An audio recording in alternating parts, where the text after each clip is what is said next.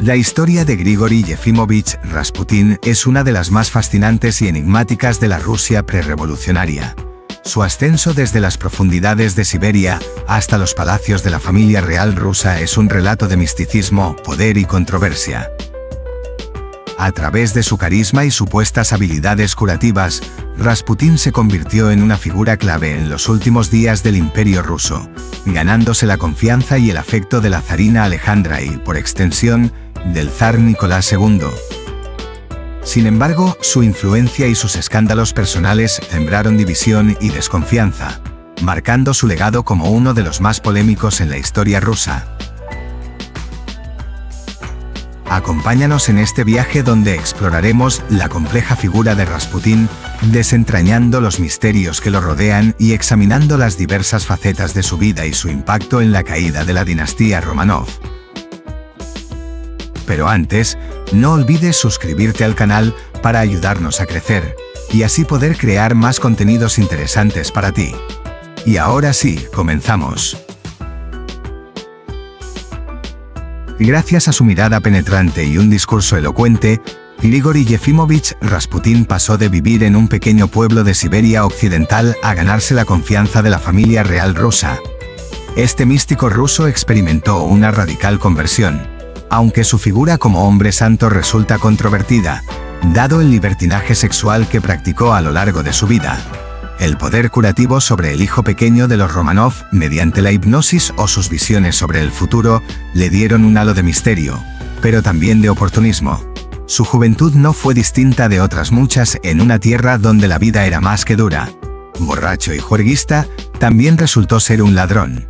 Un día, uno de sus vecinos lo sorprendió mientras robaba la cerca de madera de su almiar y le propinó una paliza que cambió a Grigori. Según este vecino, Rasputin se volvió extraño y como imbécil. Aquel ensimismamiento era el signo de una transformación interior, que se manifestó cuando en 1897 peregrinó al monasterio de San Nicolás de Verjoturi. Acudió allí en busca de la guía espiritual del hermano Makari, un joven asceta que mortificaba sus carnes con una cadena. Esta visita cambió su vida para siempre. El semianalfabeto Rasputin, que volvió a la aldea, atendía a los oficios divinos, rezaba con fervor, y su fama llevó a que a su alrededor se formara un grupo de fieles que se reunía en una capilla bajo el establo de su casa para cantar y leer el Evangelio. Durante sus celebraciones nocturnas en lugares subterráneos cantaban, danzaban, se flagelaban y llegaban a un estado de éxtasis ritual que concluía en una sesión orgiástica.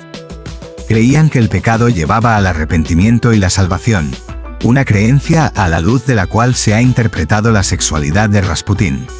En este punto divergen las opiniones de quienes han estudiado la vida de Rasputin. Así, el escritor ruso Edvard Radzinsky sugiere que no fue considerado un yelist debido a las presiones de los zares en su favor, mientras que el historiador estadounidense John Furman cree que no fue un sectario, pero adoptó elementos del pensamiento y la práctica de estos. Por ejemplo, no fumaba y sus seguidores se llamaban entre sí hermano y hermana. Los rumores, los escándalos sexuales que su esposa toleraba y las burlas sobre su supuesta santidad hicieron que en 1902, tras un peregrinaje al monte Athos, Rasputin marchara a la ciudad de Kazán, un importante centro religioso.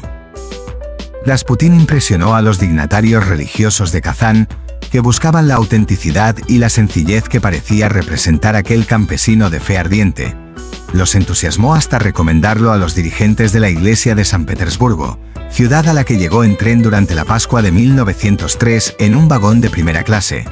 La fe de Grigori conmovió al archimandrita Feofán, el cual, conmovido por tales dones espirituales, abrió a Rasputin los salones de la más alta aristocracia rusa, entre la que triunfaban toda clase de vendedores de mercancías místicas. A estas eran fieles las grandes duquesas Militsa y Anastasia de Montenegro, hijas del rey de este país y casadas con dos miembros de la familia Romanov, que quedaron fascinadas con el campesino. Fueron ellas quienes en 1905 introdujeron a Rasputin en la familia real, que por entonces vivía parapetada en un aislamiento incomprensible para la corte. Nicolás y Alejandra Romanov estaban dispuestos a recibir toda la ayuda posible, humana y divina, en un mundo que les era hostil y al que escondían un terrible secreto. En 1904, después de alumbrar 4 hijas, Olga, Tatiana, María y Anastasia, la zarina dio a luz un varón, Alexei, el ansiado heredero del trono. Pero la alegría por el nacimiento se esfumó pronto. El ombligo del pequeño sangró durante 2 días al cortar el cordón umbilical. Fue el primer síntoma de hemofilia, una enfermedad hereditaria que transmiten las mujeres y se caracteriza por abundantes hemorragias internas y externas. En aquella época, la esperanza de vida de un hemofílico era de 14 años.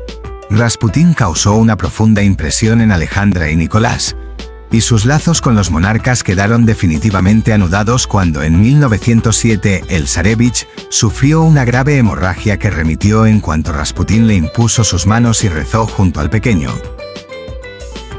Eran públicas su afición a la bebida, sus aventuras sexuales y sus equívocas relaciones con mujeres de la alta sociedad, casadas y solteras, que formaban parte de su círculo de entregadas adeptas.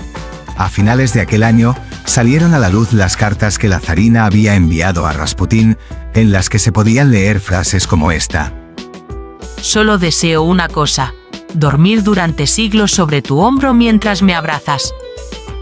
Estas palabras, que procedían de una mujer en busca de consuelo, consumida por la culpa de haber transmitido la hemofilia a su hijo, fueron interpretadas en un sentido sexual. La corona se desacreditaba ante el pueblo, y los monárquicos veían a Rasputín como un peligro para la monarquía. Fue la Primera Guerra Mundial, comenzada en 1914, lo que llevó a Rasputín a la cima de su poder y a la caída final.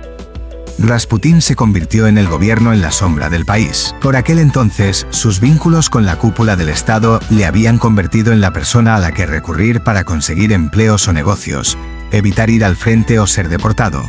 Los peticionarios dejaban grandes sumas, que Rasputín gastaba en juergas épicas, hecho que aumentó su descrédito y el de la corona. La conjura para terminar con él partió del entorno más íntimo del zar. Para salvar la monarquía, Rasputín debía morir.